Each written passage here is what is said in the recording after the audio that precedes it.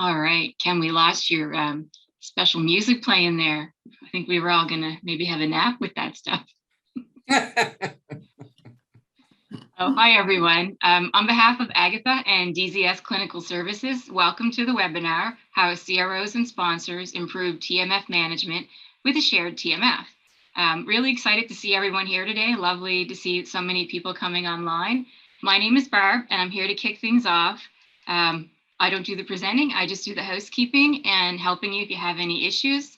So let's go through the housekeeping tidbits first so that we can get things moving. First of all, we are recording, so you will get a copy of the replay. And if you weren't able to attend, then you're getting a copy of the replay as well. And we will share the slides out, so you will get the slide deck as well. If you have questions, ask them throughout the presentation or throughout the talk between Ken and Kari. Put them in the Q&A section if you can, not the chat, but I'll keep an eye on both just in case questions come into both. And Ken and Kari will take questions throughout the session and not kind of poke in and kind of talk to them when I think that you've asked something that really works well for them. And other than that, there is a survey at the end of the webinar that I would really appreciate if you all took the time to fill out. So with all of that out of the way, I'm going to turn it over to Ken and Kari. Take it away, Ken. Thanks, Barb. I'm definitely insulted. That was carefully chosen music, but apparently not invigorate. Guns N' Roses next time. I warned you about that. Hi, everybody. Hey, thank you for joining. It's really nice to have you. I'm so excited about this topic. I am anyway, and then I found it really resonated with an audience. There's more than 80 of you who have connected, and we're just going to dive into this topic of CRO and sponsor collaboration, extend it to the sites as well, talk about the role of technology. It's fascinating for me. I consider myself a technologist, so I look at problems as how can we put in place the technology to connect people, to automate processes. So that's where my brain lives. And then there's the people side. Well, these are companies, CROs are companies, sponsors, sites, and they're people, and making it all work is really interesting. And I've been fascinated by this, especially CROs and sponsors around the TMF, even down to the fundamental issues of who gets to choose the TMF. Is it the sponsor or the CRO? And who pays for it? And how does that work? So all these topics are very interesting to me. And I'm really lucky to have Kari Brown join me. Kari's the Senior Director of Clinical Services or Clinical Operations at DZS. I've been working with DZS for a couple of years now. They actually are an Agatha client, but they have, of course, many of their own clients, sponsors, and they work across sites. And she, as the head of the team, really deals with the sponsor, CRO, and site nexus and making that work. She also brings a background that goes beyond DZS, and that's always interesting. She's worked at some bigger pharma as well, as you'll see, at Baxter and Kendall. We're connected from a few geographies. I'm up in New Hampshire. Barb is in Canada, and Kari's connected from snowy Colorado today. Our approach today is more, well, it's not more, it's a balance between a presentation and almost a webcast style. So you'll see fewer slides, a little more talk, hopefully a nice balance for you. I make only one promise. I can't promise you'll learn something. I just can't promise these things. I can promise this should be the most relaxing part of your week. So sit back, relax, and we'll chat for 50 minutes or so. I do want you to take a poll first. This is one of two, if Barb will put it up. We just want to know who's out there. Are we speaking to mostly CROs, sponsors, sites, site people, or other? So a real simple one. Would you describe your organization as the first choice, a sponsor of clinical trials, typically a drug or a device manufacturer or biotech? Number two, a CRO or other specialty service provider, someone who serves the industry by managing clinical operations and clinical trials. Third, a clinical site, or you represent a collection of sites, a site management organization, for instance, or other. You're just visiting, that's fine too. So really interested in that, we'll give it a second. I think, Barb, you can tell us when you have a plurality of the right number of people to show the result. Yeah, we'll just give it a couple more seconds. Well, we have just a quick pause. I'll just say hi, and I'm thankful that I have the opportunity to do this together with Ken and Agatha, and happy to be here and excited to relay information and sort of our thoughts as well from a clinical operations perspective on how we manage the TMF, and hope that we hit on some topics that you're interested in, but certainly ask questions so that you're walking away with some information and an answer to a question that you have. So glad to be here. Perfect.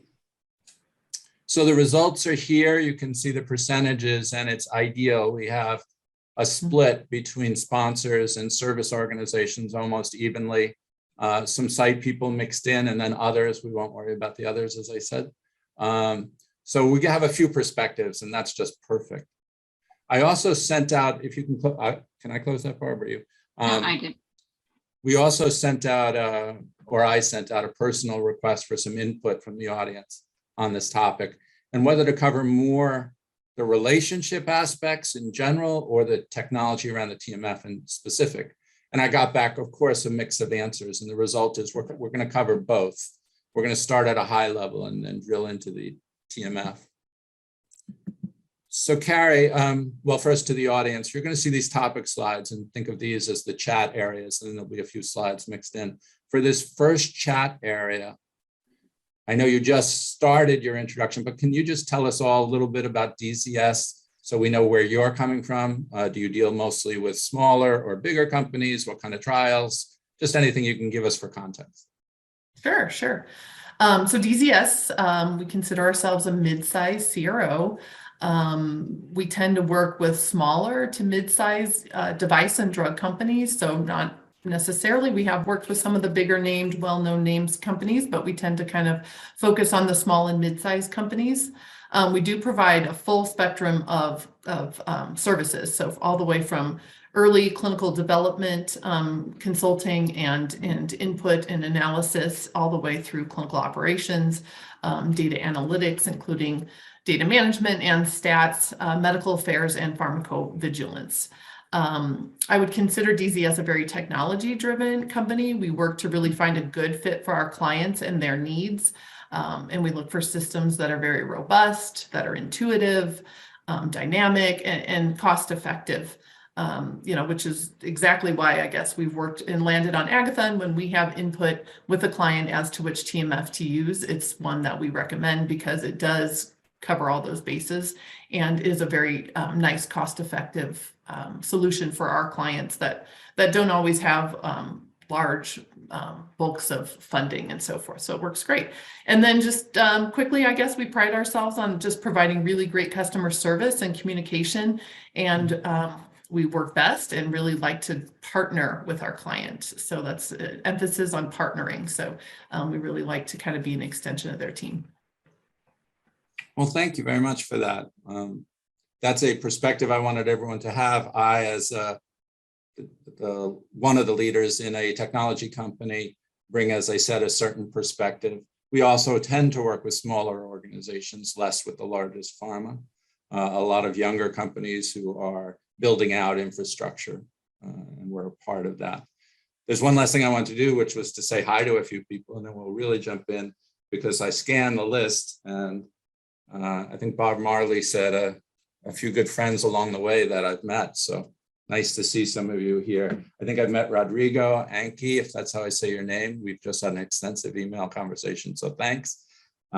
Victoria, working together all the time, so nice to see you in there. Two more, Saima, well known to Kari as well as me.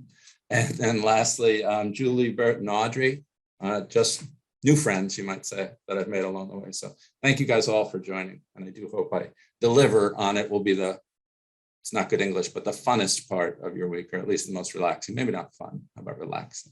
If there's no alcohol, I don't think it's fun. No, that's not. Anyway, so I want to jump in. Topic number 1 of 4, the critical relationship between the stakeholders. And I wanted to get Kari into the mix right away and set the stage this way.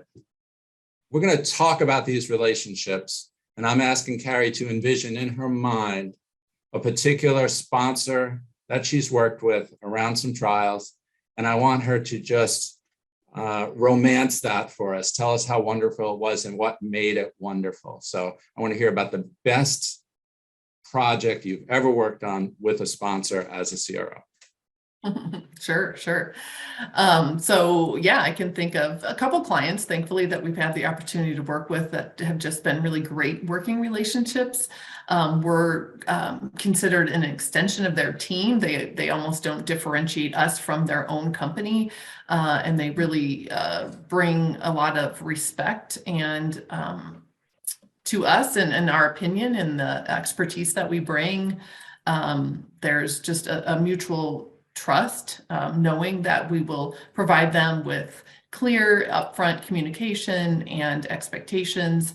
And it's just, a great collaborative effort where they really appreciate what we have to say and what we do.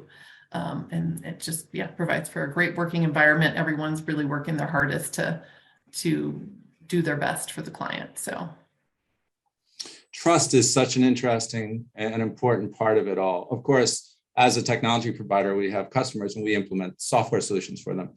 And trust just looms very large, because if you start with trust, then even if something goes a little awry, you can work it out easily. If you start with less trust, it can get difficult right away. And with that as the intro to what I'm going to ask you now, it's kind of rude of me, because we'd like everyone listening to say every DZS relationship is perfect. Every sponsor is perfect. It's a love fest. So let's talk about before you were at DZS, maybe some project that you remember that was more of a horror show, where it just was a really difficult environment. Can you tell us a little bit about that and why you think it was that way?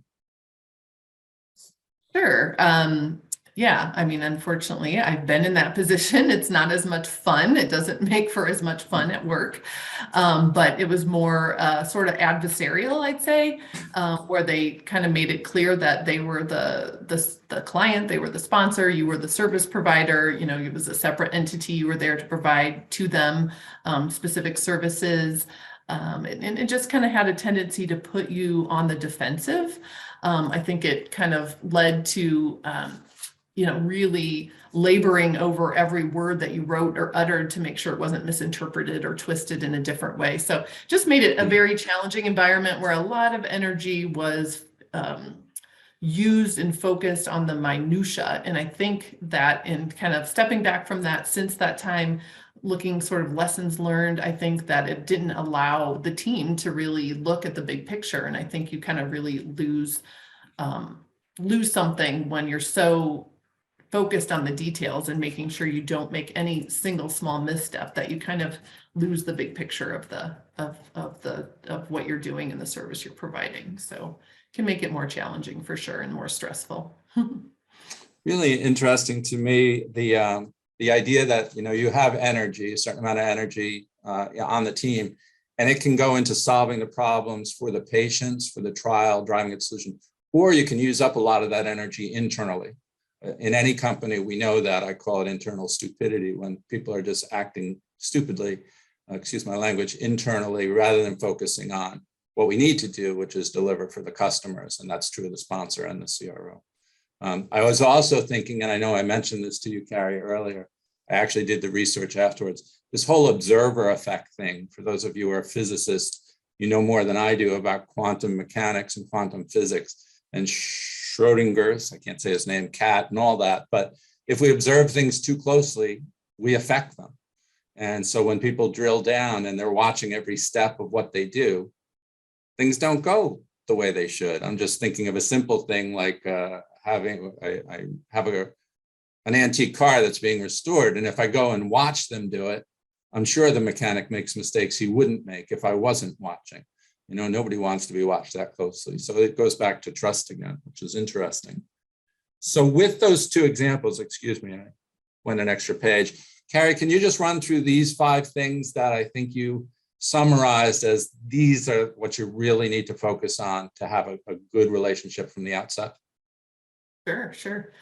So I think just having clear expectations set really early on through, that can be through detailed roles and responsibilities. It can kind of be set in other ways as well.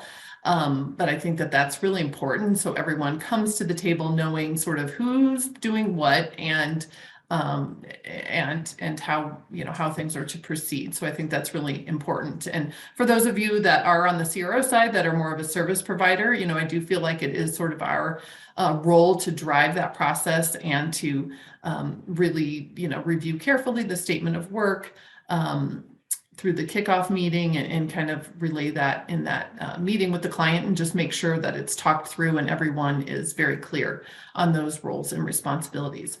The next thing, as I've mentioned, I guess, in sort of a good relationship that we've had before, or I've had with working with a client, is just that mutual respect for the expertise that each party brings to the relationship. So obviously understanding, again, I've got sort of my CRO lenses on. So through my CRO lenses, it's sort of, obviously respecting the fact that the client knows their device, they know their drug in depth, and you can really gain a lot from tapping into that so that you can really understand their product and their history with that product, and can use that to just better your services and what you do and how you do it. And then also hopefully from the other side that they can really, the clients can really respect that as a CRO or a service provider, you really bring a lot of knowledge about that clinical operations aspect of things, and have done operations numerous times across different studies and therapeutic areas and so forth, and can really appreciate what you bring from that perspective. The next one, honest and open communication. Again, I think that's so critical. Sort of things come up, right? No one's perfect. And so things come up and we all make mistakes. Unfortunately, we're human. And so it happens. It's our human nature.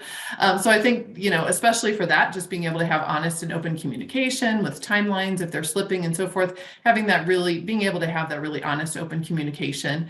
Coming to the table, I think as a CRO or a service provider, it's important to come to the table with solutions or corrective or preventive actions that you're already establishing for anything that might not be going just as planned. So I think that that's really important. I think kind of doing ongoing lessons learned throughout a trial as things come up and you realize, maybe it wasn't a complete mistake, but maybe it was something that could have gone a little bit better than it did. And having those ongoing communications and collaboration, I think is very important. Right. We hear so much about just having visibility into things is such a buzzword these days. And so I think really communication can kind of help to aid that. So they really feel comfortable that you're going to bring things forward and they're not going to suddenly find out later on that something happened that you were trying to hide. Collaboration, I think, is important, and that kind of all these different things kind of cover that really from start to finish, that it is a collaborative effort. Even if they've really assigned a lot of the responsibility to a CRO, it is important to collaborate, and you do need the client input as well on numerous things. And then just working with the shared purpose, like what is the goal? What are we all working for? Let's, work toward the same purpose. Well, thanks. It's a interesting list. And of course, the thing jumping out at me is collaboration.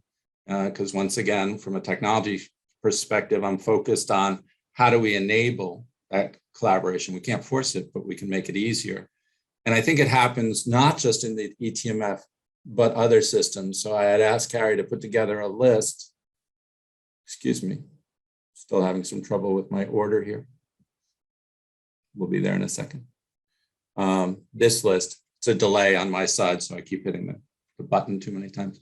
A list of technology areas where CROs and sponsors do interact. I shouldn't have said technology, Kari, just areas where they interact. So this was your list of these are major points of interaction and collaboration. Is that right?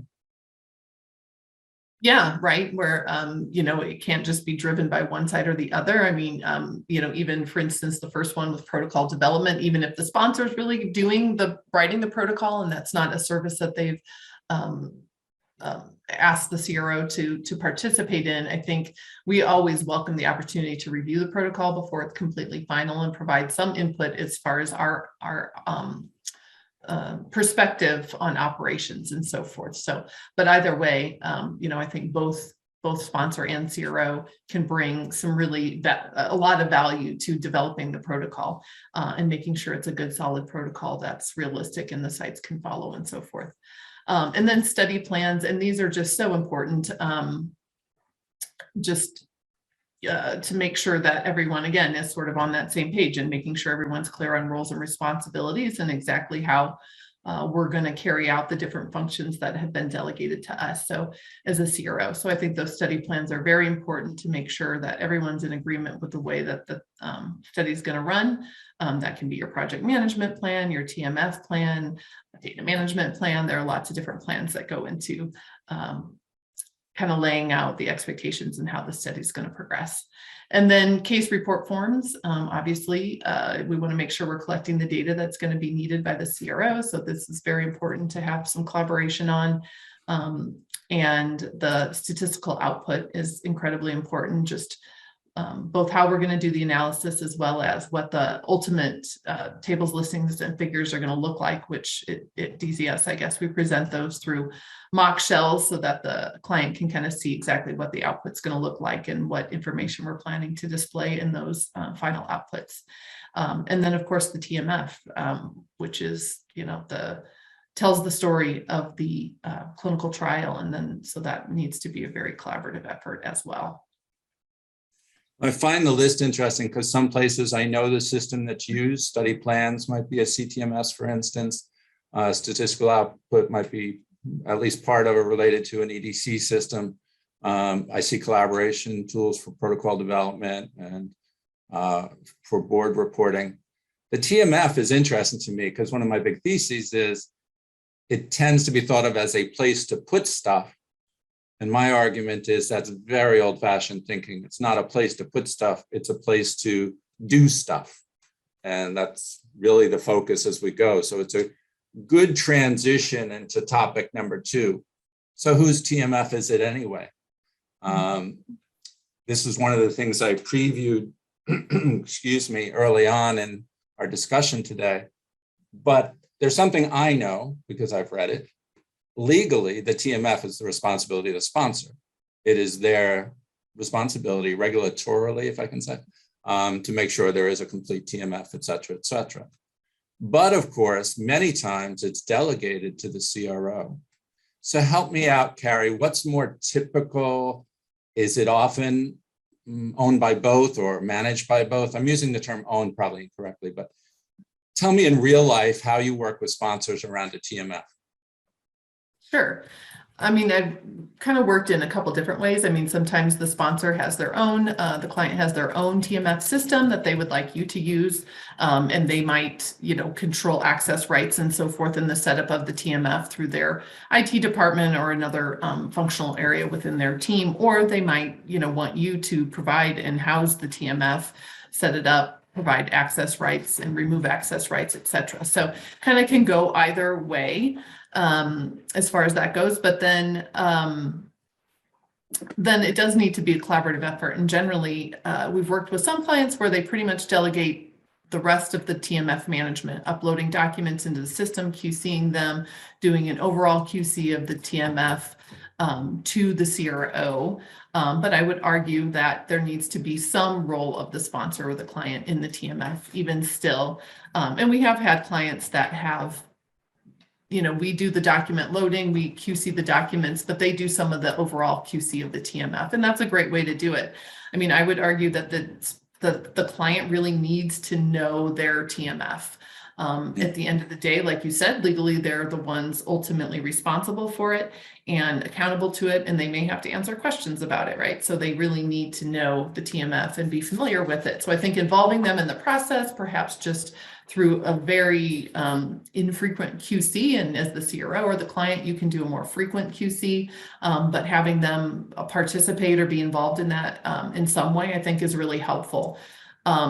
As you mentioned, I guess, and I agree that it's not just a place for documents to reside, but more and more the TMF, as we're hearing from FDA, they expect the TMF to tell the story of the clinical trial.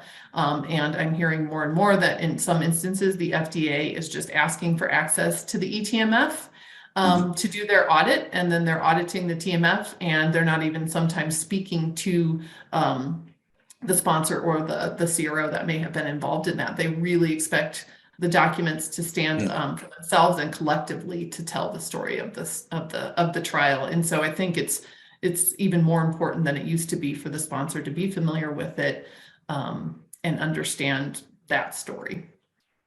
We're going to be picking up on that thread, but you just expanded the stakeholder group in a very interesting way. Of course, systems like Agatha's allow an auditor to have a selected view of the contents of the TMF for audit reasons. So of course, we're aware of that. But when I think about collaboration, I think about collaboration between CRO, sponsor, and sites, but it's also the regulator, as you're saying. The system is at the center of a lot of conversations and activities and processes. So that's almost the whole story for today, and we'll keep coming back to it. I want to take a quick moment and do a second poll. It is the second of two, and it's again just to get a sense of who we're talking to so we can dial in our conversations. So Barb, if you can throw up this poll, it's about your current approach to trial master file content, and it's in your organization. Do you use paper spreadsheets and shared folders? Or, people say it's paper-based, but I think they mean number one. Number two, is it something like Inbox, Dropbox, a shared folder, or shared drive? It's a place where you put things. Sometimes those are called sync and share systems. Number three, no, it's in an eTMF, an electronic trial master file application or system of some sort.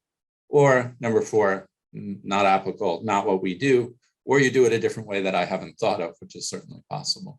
So if we can take a minute and ask you folks to do this poll, we'll watch the answers, and Barb will let us know when we have a quorum, and then we're going to go deep diving on eTMF topics for the next 20 minutes or so. It says I cannot vote. Hosts and panelists cannot vote. Okay. I think they're restricting my voting rights, but that's be careful of the politics, I suppose. Yeah, right. We won't go down that avenue. So what do you think, Barb? You have enough to share some results with us? Yeah, one person said they couldn't vote, so I don't know if anybody's having trouble being able to vote, but which is weird because you should be able to, but there's where we ended up. Okay. So very interesting. This will be interesting with Kari because we've talked about it before, that a quarter of you do use sort of paper, spreadsheets, shared folders, etc. 50% do have an eTMF in place of some sort.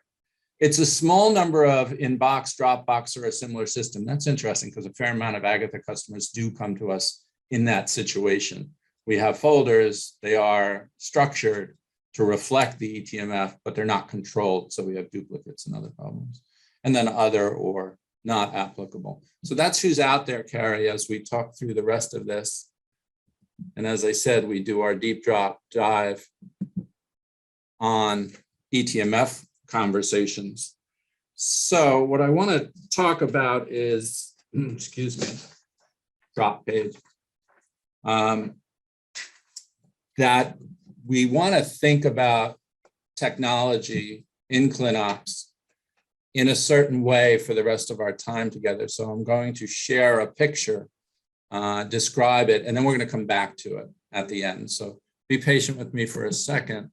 But it's this picture. I call it the Clinops technology adoption curve. On the bottom left, you'll see basic tools like spreadsheets, shared folders, etc. So that's what I think of as a stage one adoption in Clinops. Stage two, core systems, you start to have an eTMF, maybe a CTMS, an EDC system. Again, the alphabet soup of systems available for clinical operations. Stage three, yeah, not just those systems, but things are starting to be automated and interactive between the stakeholders. Stage four, yes, we have a lot of systems and they're connected. The processes are connected. And stage five is sort of this nirvana stage, fully digitized. If you ask me, do I know any companies that are at stage five? My honest answer would be no, very close, but it's not nirvana. It's fully digitized with lots of issues. So no reason in heaven yet, from what I can tell. So that's the way I'm thinking. As I said, I'll come back to that in just a little while. What I want to do to get there is share a couple of slides. This is what I was saying, Kari, about thinking of the trial master as simply a central filing cabinet. This is how it all started. It's a place to put things, and the documents are meant to tell the story of the study. As you said, over the years, we've gotten a standard reference model. So all of our TMFs are relatively similar, although of course they have to be specific to your study. And it may be managed by the sponsor, managed by the CRO, or a collaborative space, but it's still just a place to put things. And my vision is, I know this slide doesn't say much, but I'm trying to capture the idea that the TMF is one critical system for interacting, along with other systems that you named. You know, there has to be a dashboard for the study, whether it's out of a CTMS or a TMF, but it's something that's telling all the stakeholders, here's where we are.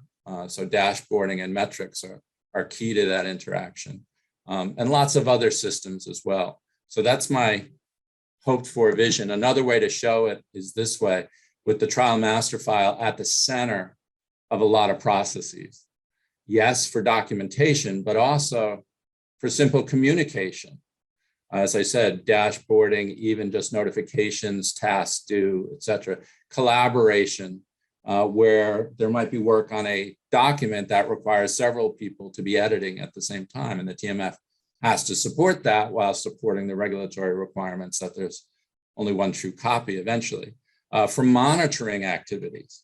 So when we think of the TMF and we extend it to the site side for the investigate site files, there's monitoring and there's quality processes for the TMF, as you just mentioned.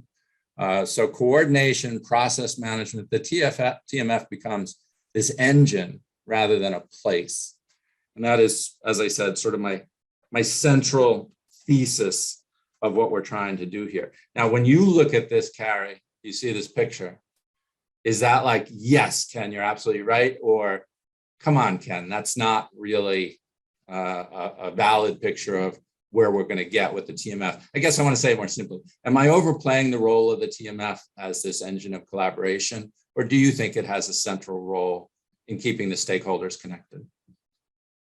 Yeah, no, I completely agree. I think it is very central to what we do. It can be a very powerful tool for collaboration. You know, within the Agatha system, there's a way, you know, I guess from my perspective, again, CRO, you know, as you're creating your plans and so forth, there are points in time where you're not quite ready to share those with the client. You're not quite ready to have their eyes on it.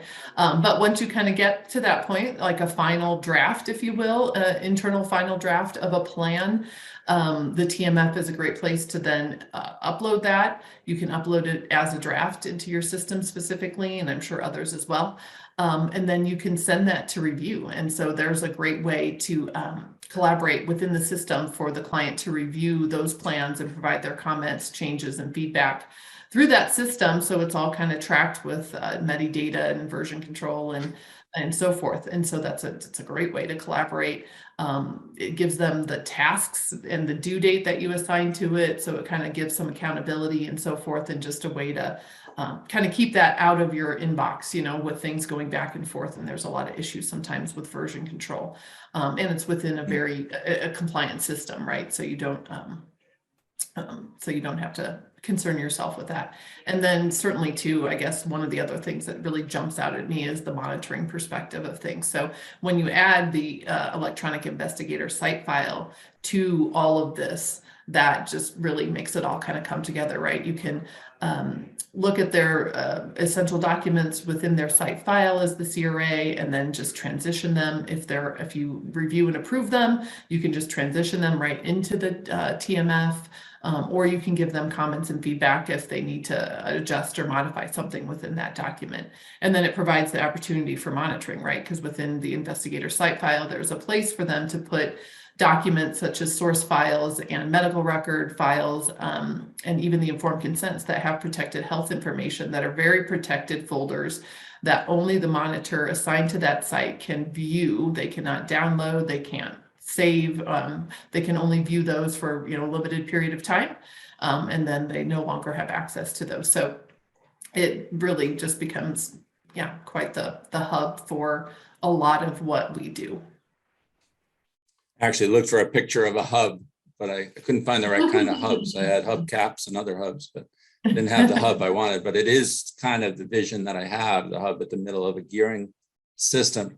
I'm worried because you're encouraging me, and I consider you a realist. You know, you're out there every day working on trials with sponsors, and you're buying my vision here. So as I said, you're encouraging me, which just means I'll go further and starting to think of the eTMF as part of sort of a digital decentralized trial process.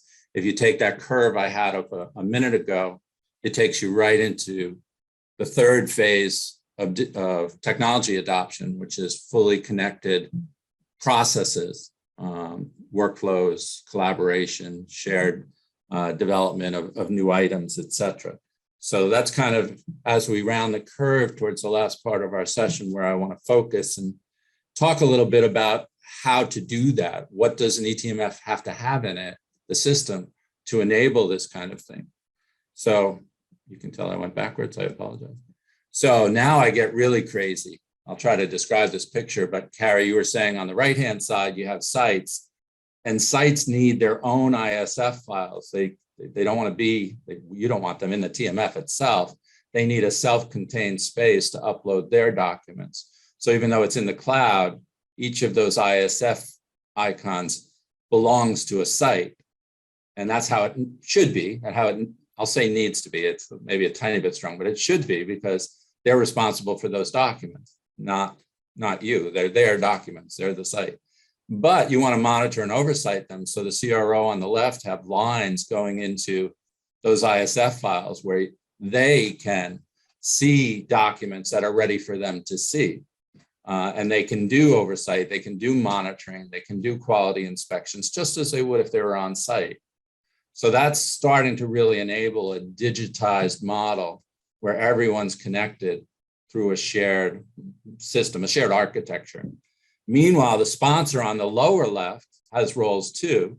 Notice the tracking and reporting, because the TMF, we want to keep track of what's still missing, what percentage is done, which sites are at what percentage complete. And they may be involved in those workflows in the middle, the reviewing and approving, because there may be protocol amendments that need to be reviewed and approved. And the idea is to take it out of email, take it out of, excuse my language, God forbid, facsimile, and get us to the point where these interactions are seamless, they're automated, and they're tracked. And that's the key, because we always need to keep track of what version, who said what, who signed off on it. And that's what the eTMF needs to do. So as they say, this isn't your father's eTMF. This isn't just a space to drag and drop things in a folder. This is a system to manage relationships and interactions and support the trusted environment, so that there's less drop balls and there's less of those human errors that you were talking about, Kari. In my view, this goes a long way towards improved quality as well, when we have a system that captures all the interactions. Probably shouldn't say all, that's a technologist speaking. There'll still be always other conversations, et cetera, but the majority of interactions. So I wanted to cover a question that I was asked ahead of time when I said, what should we cover? And it's, what should an eTMF have in it? And I decided to do it in 2 slides. This is the basic. Agatha and virtually every other respectable vendor can do these basic things. They can ensure you're 21 CFR Part 11 compliant. They can tell you what's missing at any point that hasn't been added to the TMF and is needed. It's probably based on the TMF reference model. It controls versions, controls access, allows you to collect electronic signature. So all of those we'll call fundamental capabilities of any eTMF. But what about a 4th generation eTMF that supports the kind of vision I was going through? This is what I've added.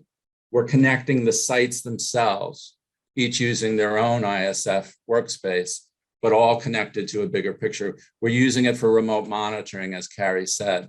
There's collaborative authoring capabilities so that you can edit the same documents in place in the system and keep track of those edits, comments, so that we evolve to a complete version. There's review and approval workflows, task assignments, for instance, from a monitor down to the site, correct this document.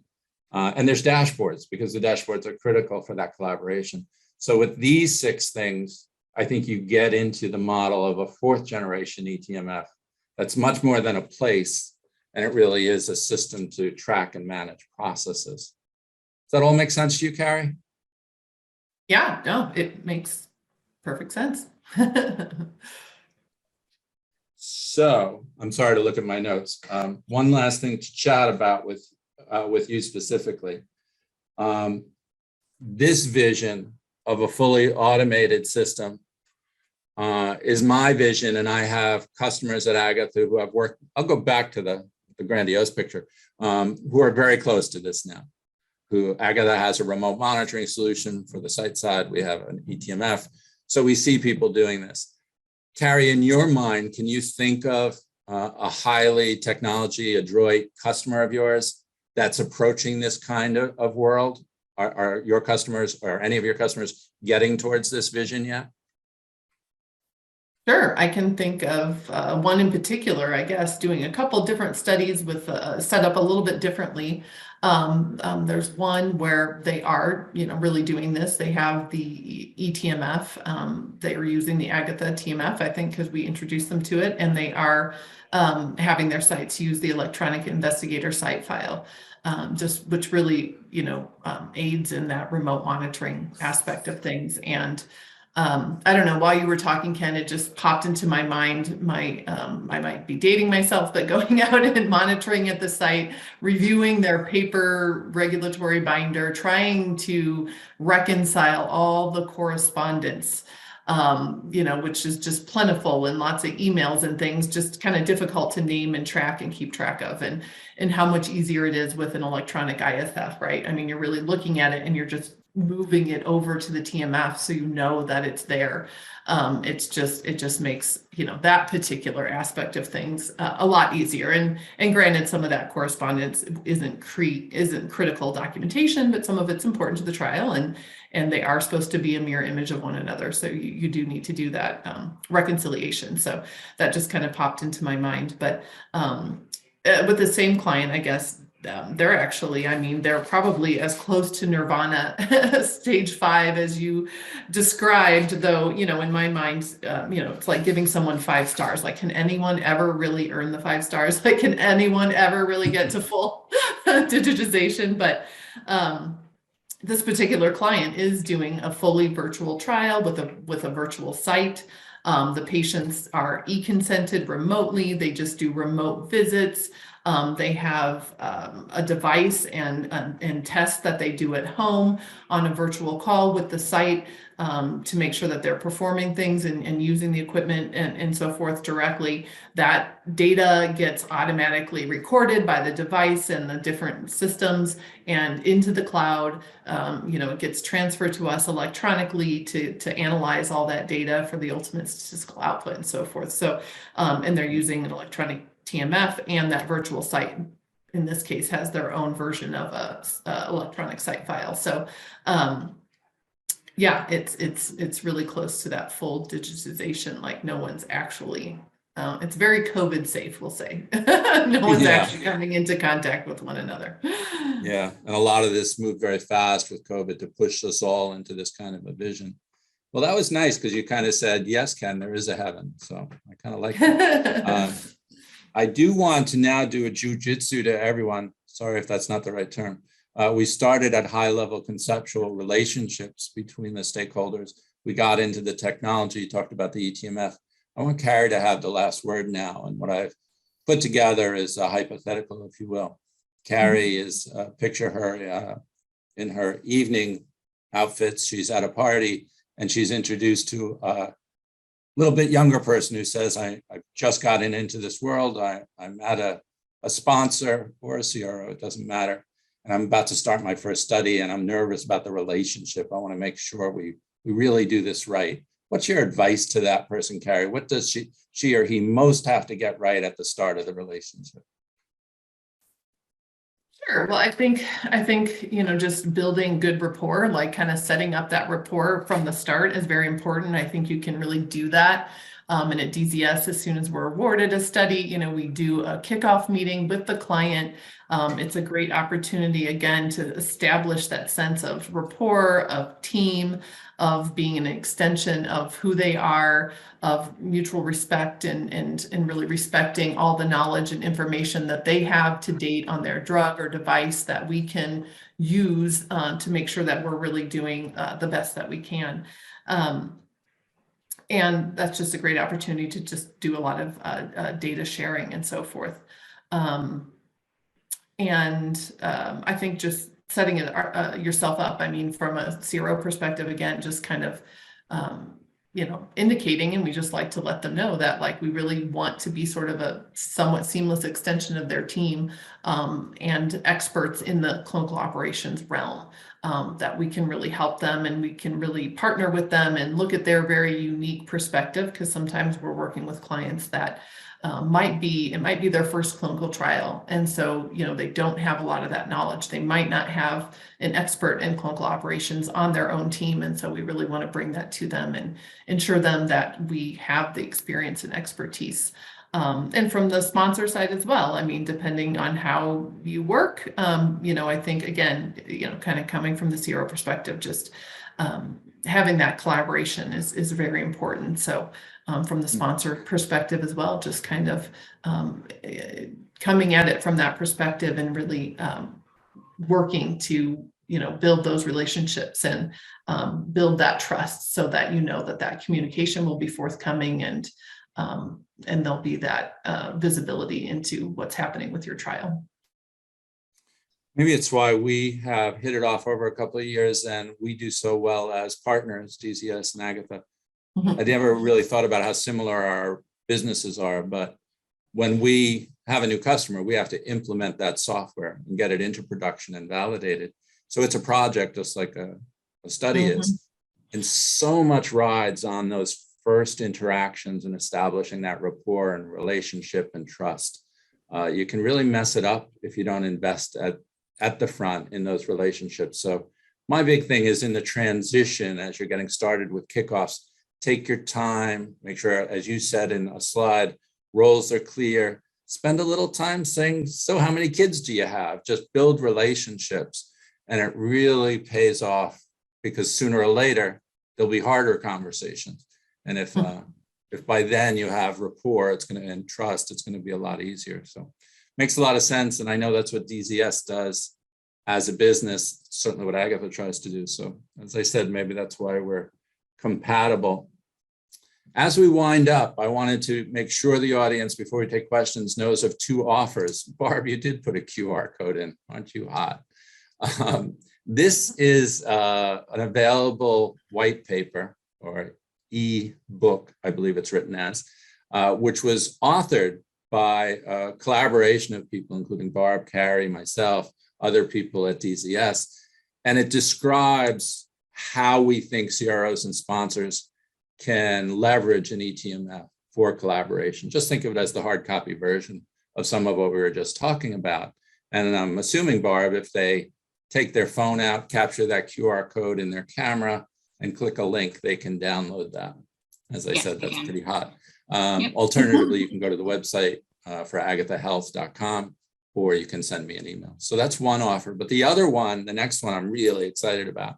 I had showed you that technology adoption curve here about these different stages. And I won't call it academic work, but it's thought work that I'm doing and trying to understand how to classify companies, and based on where they are in the adoption curve and who they are, small, large sponsors, small, large, what are the right technology investments next?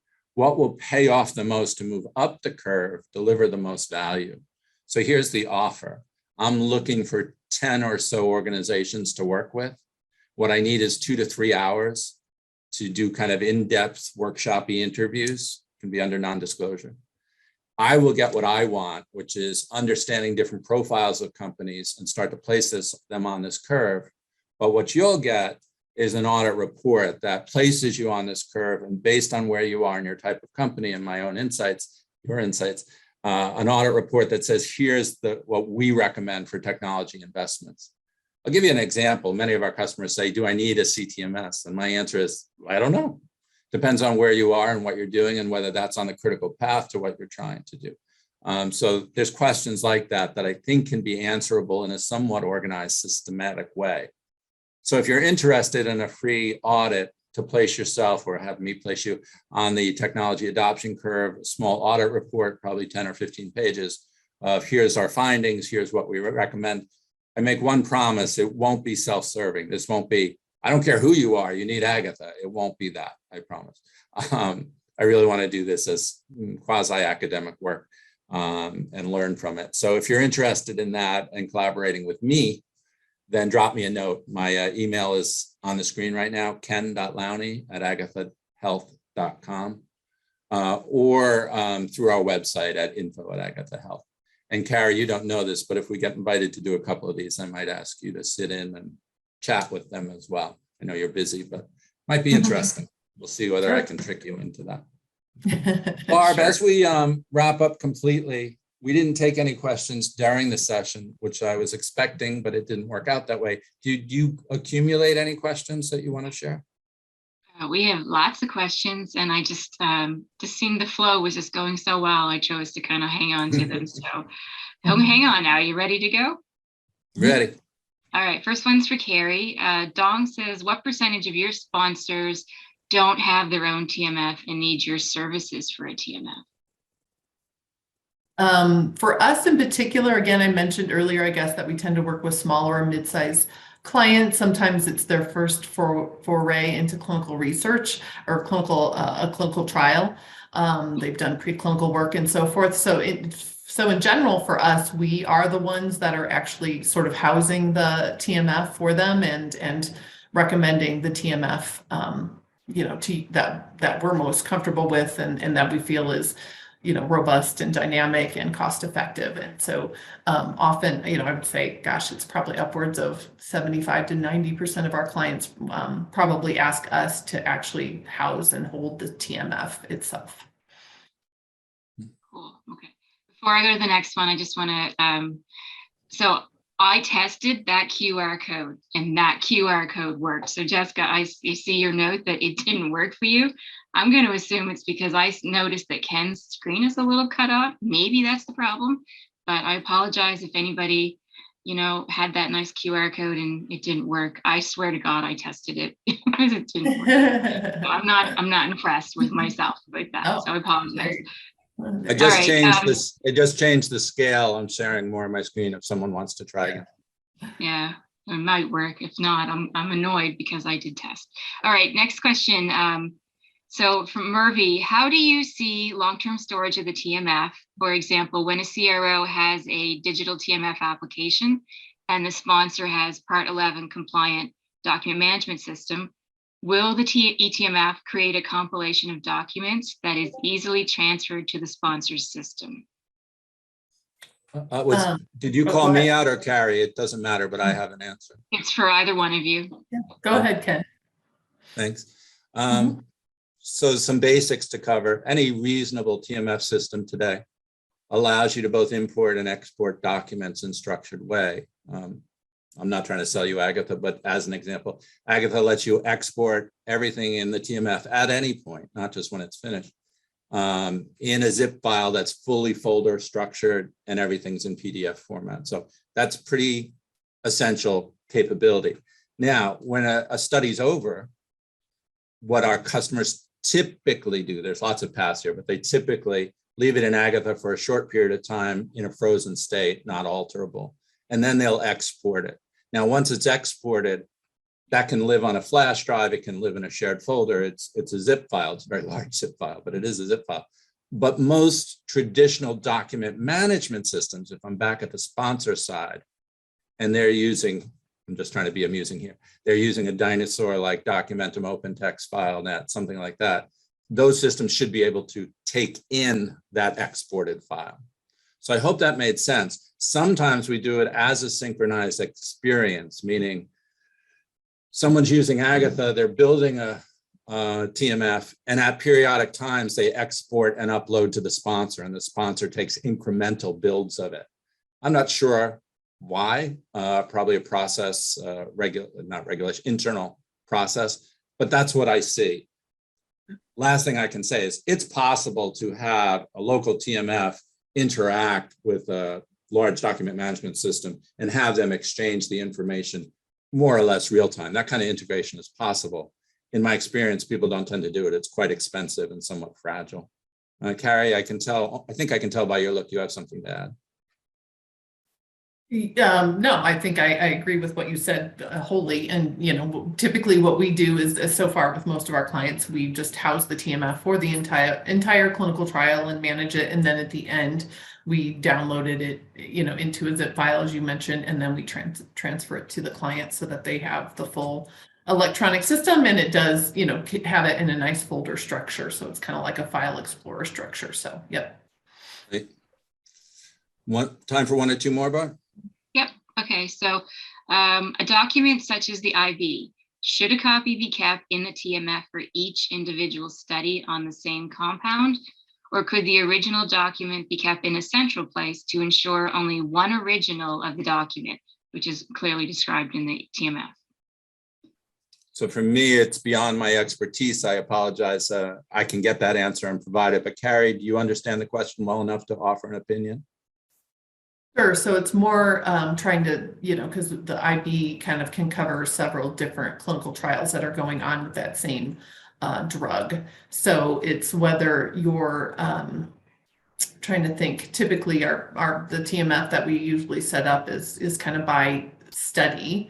So in that case, then generally the IB would be in each location, but yeah, we might have to look into that a little bit, Ken. I guess we haven't set it up that way, whether there are sort of even a higher level other than I think right now there's sort of like country level documents, site level, study level, etc.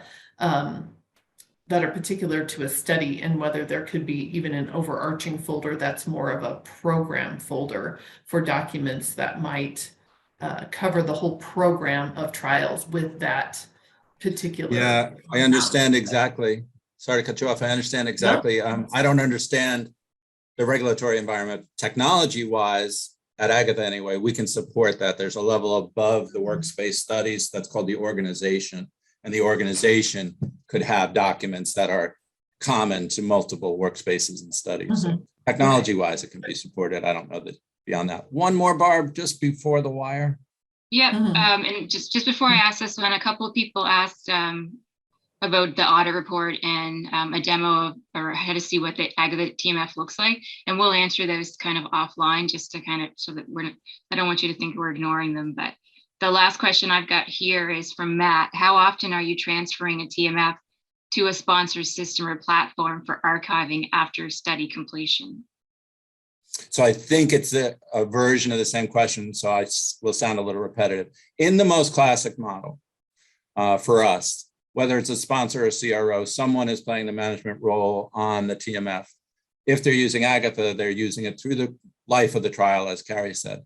And then at some point, the trial is over. And most typically, we leave it in our cloud, in our environment, for a period of time. 6 months, a year, it lives there because people might still want to access it on a read-only basis. Then we export it.